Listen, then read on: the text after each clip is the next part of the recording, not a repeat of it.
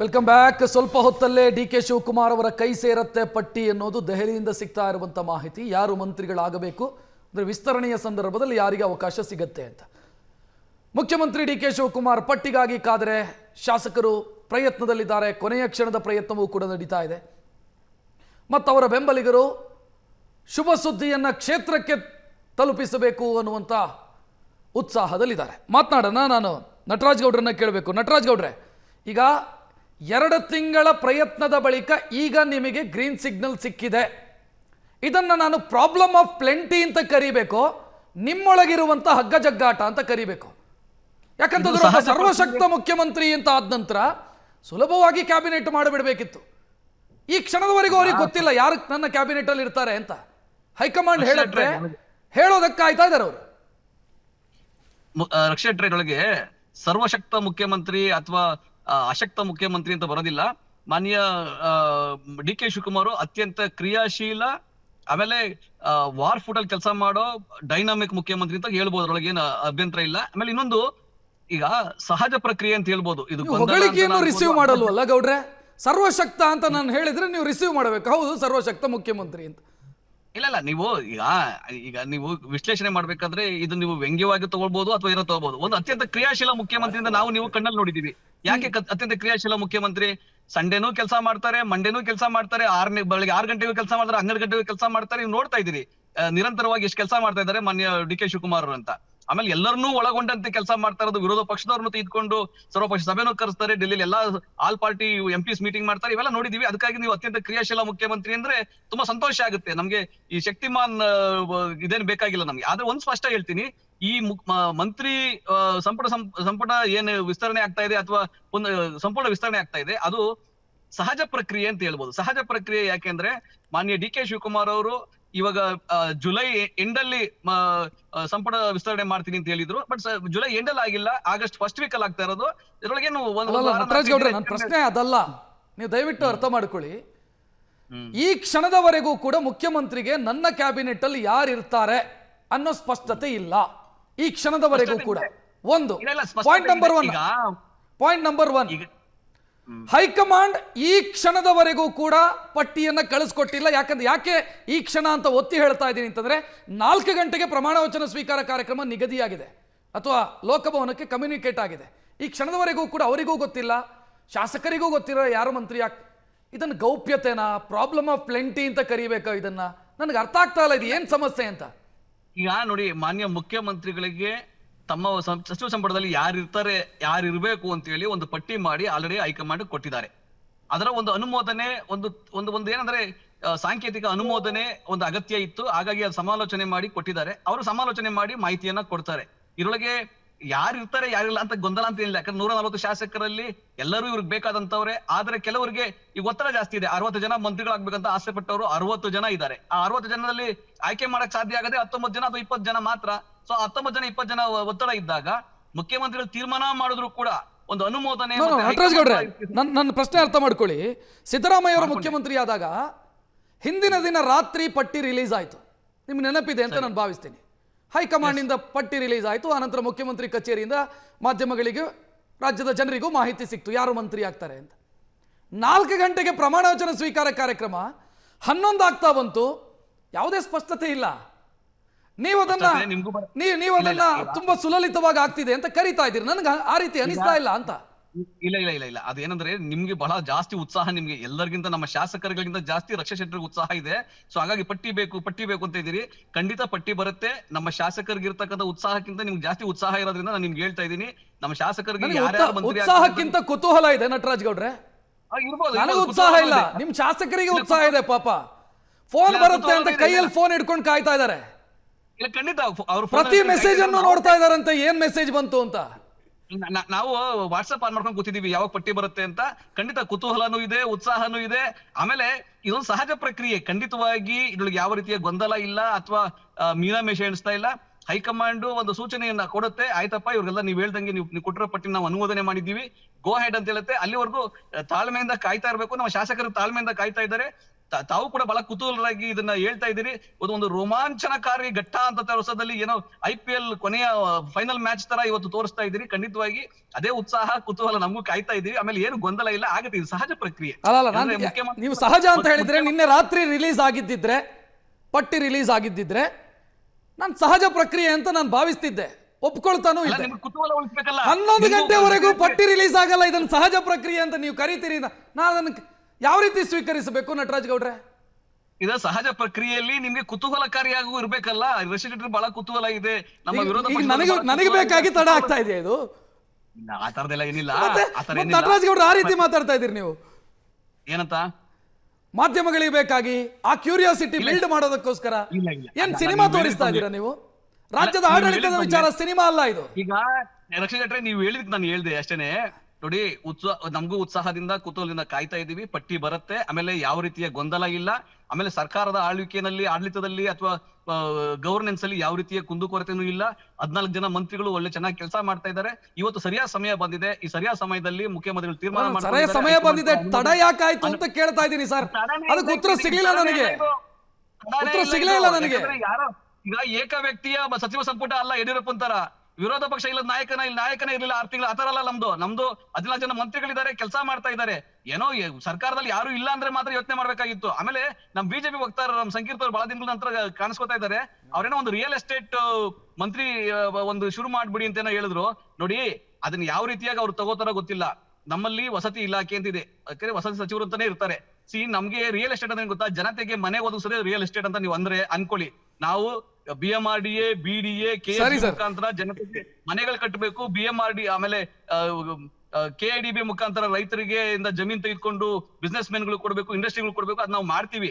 ಅದನ್ನ ಸುಮ್ಮನೆ ಹಿಂದೆ ರಿಯಲ್ ಎಸ್ಟೇಟ್ ಅಂತ ಹೇಳೋದು ಹೊಸ ಪದ ಇದಷ್ಟೇ. ಅದನ್ನ ನೀವು ಅಂದ್ರೆ ಪರವಾಗಿಲ್ಲ. ಅದ್ಮೇಲೆ ಅದನ್ನ ವಸತಿ ಇಲಾಖೆನ ರಿಯಲ್ ಎಸ್ಟೇಟ್ ಇಲಾಖೆ ಅಂತಾನೋ ಅಥವಾ ಇಂಡಸ್ಟ್ರಿ ಕೈಗಾರಿಕಾ ಸಚಿವರನ್ನ ರಿಯಲ್ ಎಸ್ಟೇಟ್ ಸಚಿವರು ಅಂತ ಹೇಳಬಹುದು ಇದ್ರೆ ಬಿಜೆಪಿ ಅವರು ಹೇಳಿದ್ರೆ ಅದ್ರಿಗೆ ನನ್ಗೆ ಅಭ್ಯಂತರ ಇಲ್ಲ. ಆದ್ರೆ ಸರ್ವಾಂಗೀಣ ಅಭಿವೃದ್ಧಿ ಆಗುವಂತ ವಿಷಯದಲ್ಲಿ ನಟರಾಜ್ ಗೌಡ್ರೆ, ಈಗ ಈ ಕ್ಯಾಬಿನೆಟ್ ವಿಚಾರಕ್ಕೆ ಬರೋಣ.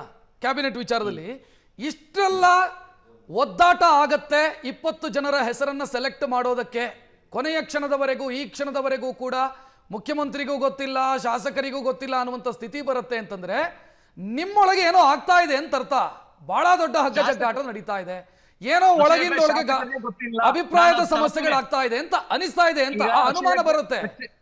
ರಕ್ಷಶೆಟ್ರೆ, ಶಾಸಕರಿಗೆ ಗೊತ್ತಿಲ್ಲ, ನಿಜ, ಐ ಅಗ್ರಿ. ಶಾಸಕರಿಗೆ ಯಾರು ಮಂತ್ರಿ ಆಗ್ತಿದ್ದಾರೆ ಅಂತ ಗೊತ್ತಿಲ್ಲ. ಬಟ್ ಆಕಾಂಕ್ಷಿಗಳು 60 ಜನ ಇದ್ದಾರೆ. ಮುಖ್ಯಮಂತ್ರಿಗಳಿಗೆ ಗೊತ್ತಿದೆ ಯಾರು ಆಗ್ತಾರೆ, ಯಾರನ್ನ ಮಾಡ್ಬೇಕು ಅಂತ ಅವ್ರಿಗೆ ಗೊತ್ತಿದೆ. ಯಾಕಂದ್ರೆ ಅವ್ರ ತಂಡವನ್ನ ಕಟ್ಕೋಬೇಕಾದ್ದು, ಒಳ್ಳೆ ಆಡಳಿತ ಕೊಡಬೇಕಾದ್ದು ಮುಖ್ಯಮಂತ್ರಿಗಳ ಹೊಣೆಗಾರಿಕೆ, ಜವಾಬ್ದಾರಿ ಇದೆ. 2028 ಚುನಾವಣೆಗಳಿಗೆ ಗೆಲ್ಲಬೇಕಾದ್ದು ಅವ್ರ ಜವಾಬ್ದಾರಿ ಇದೆ. ಹಾಗಾಗಿ ಅವರು ಮಾನ್ಯ DK ಶಿವಕುಮಾರ್ ಅವರು, ಮಾನ್ಯ ಹರಿಪ್ರಸಾದ್ ಅವರು, ಮಾನ್ಯ ಸಿದ್ದರಾಮಯ್ಯ ಅವರು ಕುತ್ಕೊಂಡು ಚರ್ಚೆ ಮಾಡಿ ಒಂದು ಅಂತಿಮ ಪಟ್ಟಿಯನ್ನು ತೀರ್ಮಾನ ಮಾಡಿ ಬಂದಿದ್ದಾರೆ. ಹೈಕಮಾಂಡ್ ನ ಅನುಮೋದನೆ, ಖರ್ಗೆ ಸಾಹೇಬರ ಅನುಮೋದನೆಗೆ ಕಾಯ್ತಾ ಇದೀವಿ.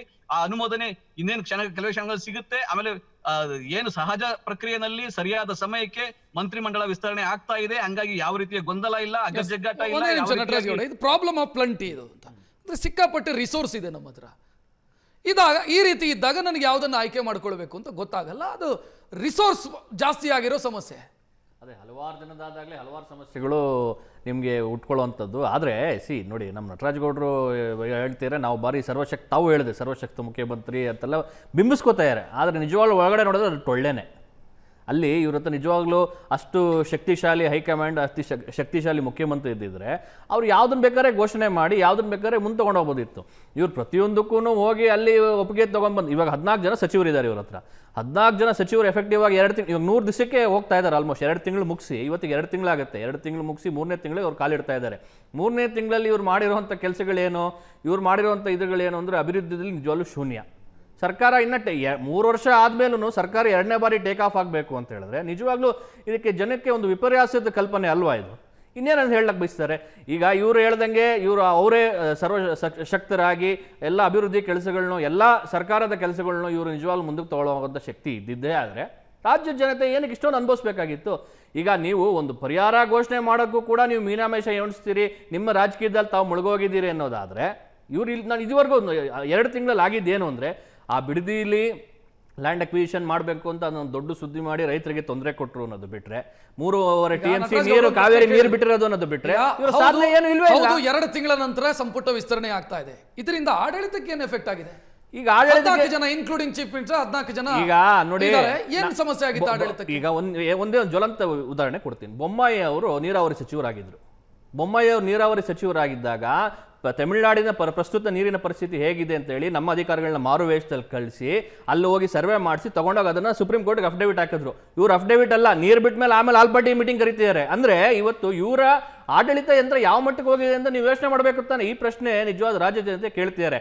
ಒಬ್ಬ ಸರ್ಕಾರ ಬಂದು ನೇರವಾಗಿ ಬೆಳೆ ಬೆಳಿಲಿಕ್ಕೆ ಕಾವೇರಿ ನೀರಿಗೆ ಅವಲಂಬಿತರಾಗಬೇಡಿ ಅಂತ ಹೇಳ್ತಾರೆ ಅಂತ ಹೇಳಿದ್ರೆ ಆಯ್ತು, ಪರಿಸ್ಥಿತಿ ಇದೆ, ಬರದ ಪರಿಸ್ಥಿತಿ ಇಲ್ಲ ನಾನು ಹೇಳ್ತಾ ಇಲ್ಲ.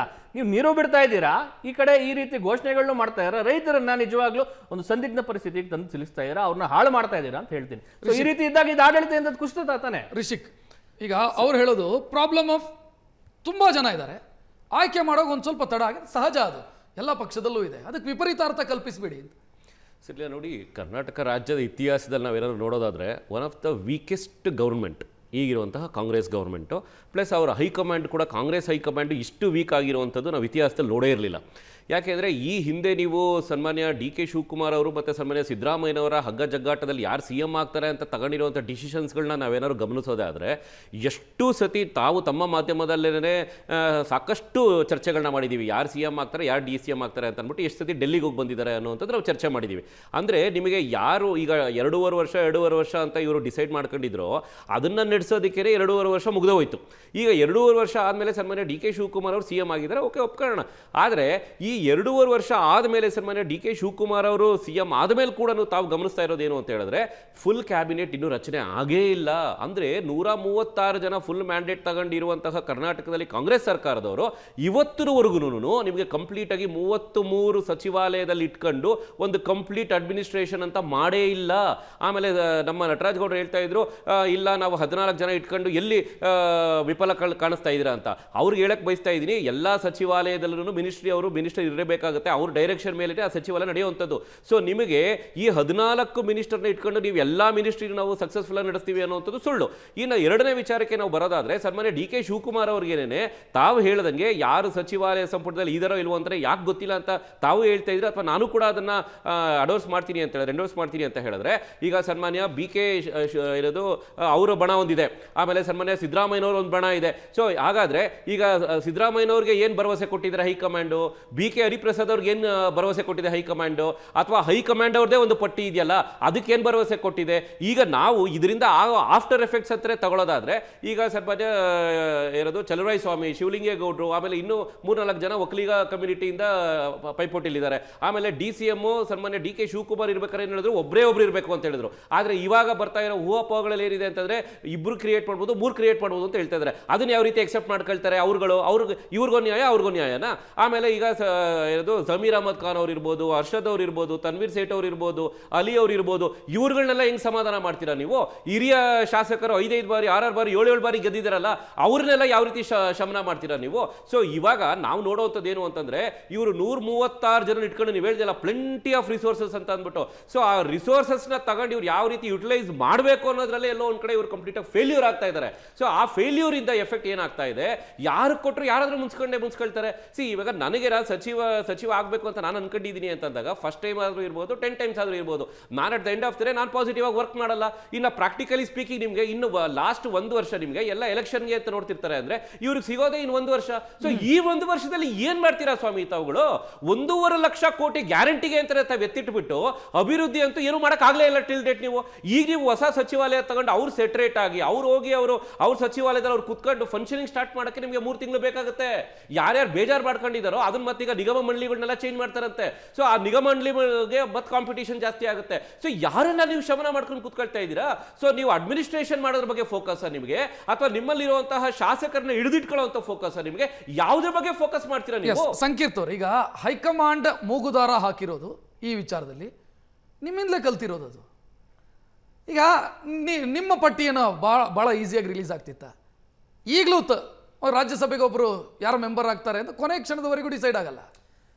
ನೀವು ಹೆಂಗೆ ಅವ್ರನ್ನ ಟೀಕೆ ಮಾಡೋದಕ್ಕೆ ಸಾಧ್ಯ ಇದೆ ಈ ವಿಚಾರದಲ್ಲಿ? ಈಗ ನೋಡಿ, ಸರ್ಕಾರ ಮಾಡಬೇಕಾದ್ರೆ ಈಗ ಪ್ರತಿಯೊಂದು ಪಕ್ಷಕ್ಕೂ ತನ್ನದ ವರಿಷ್ಠರನ್ನ ಕನ್ಸಲ್ಟ್ ಮಾಡಬೇಕು, ವರಿಷ್ಠರ ಸೂಚನೆ ಮೇರೆಗೆ ಎಲ್ಲ ಕೆಲಸ ಮಾಡಬೇಕು, ನಾವು ಒಪ್ತೀವಿ. ನಮ್ಮದು ಬಲಿಷ್ಠ ಹೈಕಮಾಂಡ್. ಆದರೆ ಯಾರನ್ನು ಕಳಿಸ್ಬೇಕು ಯಾರನ್ನು ಮಾಡಬೇಕು ಅಂತ ಹೇಳ್ಬಿಟ್ಟು ನಾವು ಅದನ್ನು ತ್ವರಿತವಾಗಿ ತೊಗೊಂಡು ಇದು ಮಾಡ್ತೀವಿ. ನಾನು ಈಗಲೂ ಹೇಳ್ತಿರೋಂಥದ್ದು ನಾವು ನಮ್ಮ ಕಮೆಂಟ್ ಇರುವಂಥದ್ದು ಇವರು ಅಡ್ಮಿನಿಸ್ಟ್ರೇಷನ್ ಬಗ್ಗೆ ಮಾತ್ರ. ಮಾನ್ಯ ಮುಖ್ಯಮಂತ್ರಿಗಳಾಗಿ ಡಿ ಕೆ ಶಿವಕುಮಾರ್ ಅವರು ಇವತ್ತಿಗೆ 2 ತಿಂಗಳಾಯಿತು. ಅವರು 100 ದಿವಸದ ಕಲ್ಪನೆ ಇಟ್ಕೊಂಡು ಏನೋ ಕೆಲಸ ಮಾಡಬೇಕು ಅಂತ ಹೊರಟಿದ್ದಾರೆ, ಅದನ್ನೇನೋ ಬಿಡುಗಡೆ ಮಾಡ್ತೀವಿ ಅಂತಲ್ಲ, ಅದಕ್ಕೆ ತಯಾರಿ ಮಾಡ್ಕೋತಾರೆ. ಸಂತೋಷ, ಅದನ್ನೆಲ್ಲ ಮಾಡಲಿ. ಅಡ್ಮಿನಿಸ್ಟ್ರೇಷನ್ ಅಂತ ತಗೊಂಡ್ರೆ ಅವರು ಫೇಲ್ಯೂರ್. ಈ 2 ತಿಂಗಳಲ್ಲಿ ಅವರು ಫೇಲ್ಯೂರ್.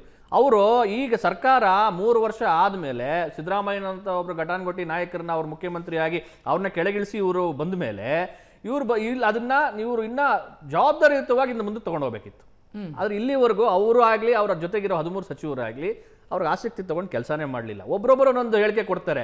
ಈಗ ನಮ್ಮ ಕೃಷ್ಣ ಬೈರೇಗೌಡ್ರೇನೆ ನಾವು ಫುಟ್ಪಾತ್ ತೆರವು ಮಾಡಿದ್ವಿ ಅಂತ ಹೇಳ್ತಾರೆ. ಇವತ್ತು ಅದು ಪರಿಸ್ಥಿತಿ ಏನಾಗಿದೆ? ನೀವು ಮೀಡಿಯಾಗೋಸ್ಕರ ಬಂದ್ರಿ, ತೆರವು ಮಾಡಿದ್ರಿ, ಹೊಡೆದಾಕಿದ್ರಿ, ನಿಂತ್ಕೊಂಡ್ರಿ, ಮತ್ತೆ ಎಲ್ಲ ತಗೊಂಬಂದು ಅಲ್ಲಲ್ಲೇ ಅಂಗಡಿಗಳಾಗ್ತಿದ್ದಾರೆ. ಪಾಪ ಅವ್ರಿಗೂ ಫುಲ್ ಫ್ಲೆಡ್ಜ್ ಮಿನಿಸ್ಟ್ರಿ ಇಲ್ಲ. ಅರ್ಧ ಭಾಗ ಡಿ ಕೆ ಶಿವಕುಮಾರ್ ಅವ್ರ ಹತ್ರ ಇದೆ, ಇನ್ನು ಅರ್ಧ ಭಾಗ ಇವ್ರ ಹತ್ರ ಇದೆ. ಅವ್ರಿಗೂ ಪೂರ್ತಿ ಕೆಲಸ ಮಾಡೋಕ್ಕಾಗಿಲ್ಲ. ಆಮೇಲೆ ನಮ್ಮ ರಾಮಲಿಂಗಾರೆಡ್ಡಿ ಅವ್ರ ಬಗ್ಗೆ ನಾವು ಹೇಳಲೇಬೇಕಾಗಿಲ್ಲ. ತಾವೇ ಎಲ್ಲ ಮಾಧ್ಯಮದ ಮೇಲೆ ತೋರಿಸ್ತಾ ಇದ್ದೀರಿ. ಈಗ ನಾವು ಇವತ್ತಿಗೂ ಅಷ್ಟೇ, ನಾವು ಈ ಸರ್ಕಾರ ಈ ಕಾವೇರಿ CWRC ವರದಿ ಬರೋಕ್ಕಿಂತ ಮುಂಚೆ ಅಫಿಡವಿಟ್ ಹಾಕಿ ಜ್ವಲಂತ ಪರಿಸ್ಥಿತಿ ಈ ರೀತಿ ಇದೆ ಅಂದರೆ ತಡೆಗಟ್ಟಬಹುದಾಗಿತ್ತು. ಸರ್ಕಾರ ಮನಸ್ಸು ಮಾಡಬೇಕಿದ್ನೆಲ್ಲ. ಅವರು ನಿಮಗೆ ಜನ ನಿಮಗೆ ಆಶೀರ್ವಾದ ಮಾಡಿ ಅಧಿಕಾರ ಕೊಟ್ಟರೆ ಇದಕ್ಕೋಸ್ಕರ ಈ ರೀತಿ ಕೆಲಸಗಳನ್ನ ಮಾಡಿ ಅಂತ ನಾನು ಈಗಲೂ ಹೇಳ್ತಿರೋಂಥ. ಇವರು ತಾರತಮ್ಯ ಯಾವ ರೀತಿ ಮಾಡ್ತಾರೆ? ರೈತ ಅವ್ನಿಗೆ ಬೆಳೆ ನಾಶ ಆದರೆ ಸಸಿಗೆ 16 ರೂಪಾಯಿ ಪರಿಹಾರ ಕೊಡ್ತೀನಿ ಅಂತ ಹೇಳ್ತಾರೆ. ಇನ್ನು ಬೇಡ ಭೂಮಿ ಬೆಳಿಬೇಡ, ಭೂಮಿ ನಮಗೆ ಕೊಡು, ನಾವು ಅದನ್ನು ಸೈಟ್ ಮಾಡಿ ಮಾರ್ತೀವಿ, ನನಗೆ 2 ಕೋಟಿ ರೂಪಾಯಿ ಕೊಡ್ತಾರೆ. ಇದು ಯಾವ ನ್ಯಾಯ? ಇದು ರಾಜಕೀಯ ದೊಂಬರಾಟ ಅಲ್ಲದೆ ಇನ್ನೇನು ಮಾಡಕ್ಕೆ ಕೊಟ್ಟಿದ್ದಾರೆ? ಇವ್ರಿಗೆ 2 ವರ್ಷದ ಇನ್ನೇನು ಅಧಿಕಾರ ಉಳಿದಿದೆ, ಅದನ್ನ ಹೇಗೆ ಉಪಯೋಗಿಸ್ಬೇಕು ಅನ್ನೋ ಕಲ್ಪನೆ ಆಗಲಿ, ಒಂದು ಓವರ್ ಆಲ್ ಡೈಲಾಗ್ ಆಗಲಿ. ಸಮಯ ಕಳೀತಾ ಇದ್ದಾರೆ, ಸಮಯ ಕಳೆಯೋದಕ್ಕಲ್ಲ ಇವ್ರನ್ನ ಆರ್ಸ್ ಕಳಿಸಿರೋದು. ಜವಾಬ್ದಾರಿ ಹೋಗಿ ಕೆಲಸ ಮಾಡುವಂತ ಇವ್ರನ್ನ ಆರ್ಸ್ ಕಳಿಸಿರೋದು. ಇವ್ರು ಮಾಡ್ತಿರೋಂಥದ್ದು ಏನು? ಇವ್ರು ಆಯ್ತು 2 ತಿಂಗಳು ತಗೊಂಡ್ರು, ಮಿನಿಸ್ಟರ್ ಮಾಡ್ಲಿ, ಇದೆಲ್ಲ ನಮ್ಮ ಇಲ್ಲಿ ಜನಕ್ಕೆ ಬೇಕಾಗಿರೋದು ಅದಲ್ಲ. ಆದ್ರೆ ಇಲ್ಲಿ ಇರೋಂತ 13 ಜನ ಬೇಕು ಸಂಕೀರ್ತವ್ರೆ. ಯಾಕಂತಂದ್ರೆ ಪೋರ್ಟ್ಫೋಲಿಯೋ, ಬಹಳಷ್ಟು ಪೋರ್ಟ್ಫೋಲಿಯೋ ಸಿಎಂ ಕೈಯಲ್ಲೇ ಇದೆ. ಆಯ್ತು, ನಾವು ಇದಕ್ಕಿಂತ ಮೊದಲೇ ಆಗಬೇಕಿತ್ತು, ಜನರಿಗೆ ಬೇಕಾಗಿರೋದೇ ವಿಚಾರ. ಆಯ್ತು, ನಾವು ಅದನ್ನ ಆಶಿಸ್ತೀವಿ. ಜಾತಿವಾರು, ಪ್ರಾಂತ್ಯವಾರು ಎಲ್ಲರಿಗೂ ಸರ್ವಸಮ್ಮತಿ ಇರುವಂತ ಒಂದು ಕ್ಯಾಬಿನೆಟ್ ನ ನೀವು ರಚನೆ ಮಾಡಿ, 20 ಜನ ಸಚಿವರನ್ನ ಮಾಡ್ಕೊಳ್ಳಿ, ನಿಗಮ ಮಂಡಳಿಗಳನ್ನೆಲ್ಲ ಮಾಡ್ಕೊಳ್ಳಿ. ಆದರೆ not at the cost of ನಮ್ಮ ರಾಜ್ಯದ ಜನತೆ ನಮಗೆ ಜವಾಬ್ದಾರಿ ಕೊಟ್ಟಿರೋದು, ಅಧಿಕಾರ ಕೊಟ್ಟಿರೋದು ಒಳ್ಳೇದು ಮಾಡಲಿ ಅಂತ, ನೀವು ದೊಂಬರಾಟ ಆಡ್ಲಿ ಅಂತ ಅಲ್ಲ. ಎಸ್, ಮಾತನಾಡೋಣ. ನನಗೆ ಬ್ರೇಕ್ನ ಸಮಯ. ಬ್ರೇಕ್ನ ನಂತರ ಕಾರ್ಯಕ್ರಮ ಮುಂದುವರಿಯುತ್ತೆ.